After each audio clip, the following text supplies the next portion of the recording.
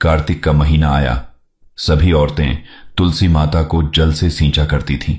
एक बुढ़िया माई भी आती और तुलसी को सींचने जाती थी, और जब वह जाती तो तुलसी माता को सींचती और कहती, हे तुलसी माता, सत की दाता, मैं बिड़ला सींचूं तेरा, तू कर निस्तारा मेरा। तुलसी माता बहू दीजिए, बेटा दीजिए, पोता दीजिए, लड़ुआ दीजिए, गड़ुआ दीजिए, पीतांबर की धोती दे, मीठा मीठा घास दे, बैकुंठ का वास दे, चटके की चाल दे, पटके की मौत दे।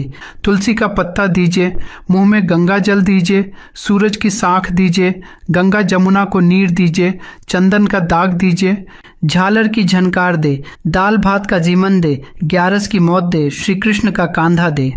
कुछ दिनों में ही तुलसी माता सूखने लगी। तब श्री हरि विष्णु जी का ध्यान गया और उन्होंने तुलसी माता से पूछा, हे तुलसी, इस कार्तिक के महीने में औरतें तुम्हें सींचती है, तुम्हारा भजन गाती है, तुम्हारी पूजा करती है, तुम्हारा गुणगान गाती है, फिर भी तुम क्यों सूख रही हो? इसका कारण क्या है? तब तुलसी माता ने भगवान विष्णु से कहा कि मुझे सींचने प्रतिदिन एक बुढ़िया आती और कहती है, एक बूढ़ी माई रोज आती है और कहती है, हे तुलसी माता, सत की दाता, मैं बिड़ला सींचूं तेरा, तू कर निस्तारा मेरा। तुलसी माता अढुआ दे, लड़ुआ दे, पीतांबर की धोती दे, मीठा मीठा घास दे, बैकुंठ का वास दे, चटके की चाल दे, पटके की मौत दे, चंदन की काट दे, झालर की झनकार दे, दाल भात का जीवन दे, ग्यारस की मौत दे, श्री कृष्ण का कांधा दे।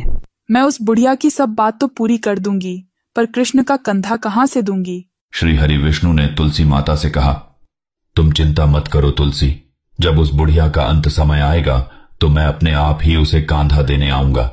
तुम बुढ़िया माई से यह बात कह देना। कुछ दिनों के बाद बुढ़िया मर गई। बुढ़िया के मरने पर सारा गांव इकट्ठा हो गया और उसका अंतिम संस्कार के लिए उसकी अर्थी उठाने लगे, लेकिन तभी वह बुढ़िया बहुत भारी हो गई, जिस कारण उसकी अर्थी किसी से भी टस से मस नहीं हुई। लोगों ने बहुत कोशिश की, लेकिन बुढ़िया की अर्थी को उठा नहीं सके।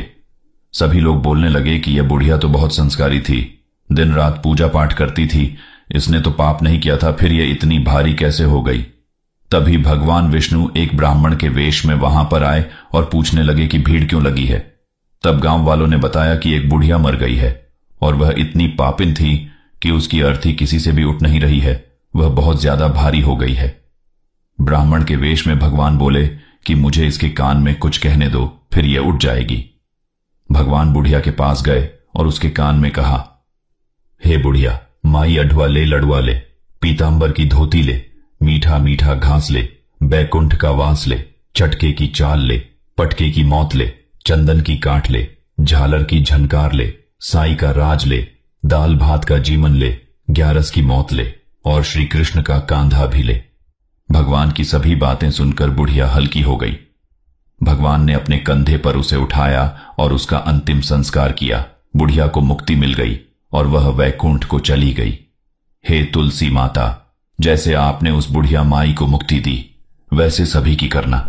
जैसे भगवान ने उसे अपना कांधा दिया, वैसा हमें भी देना।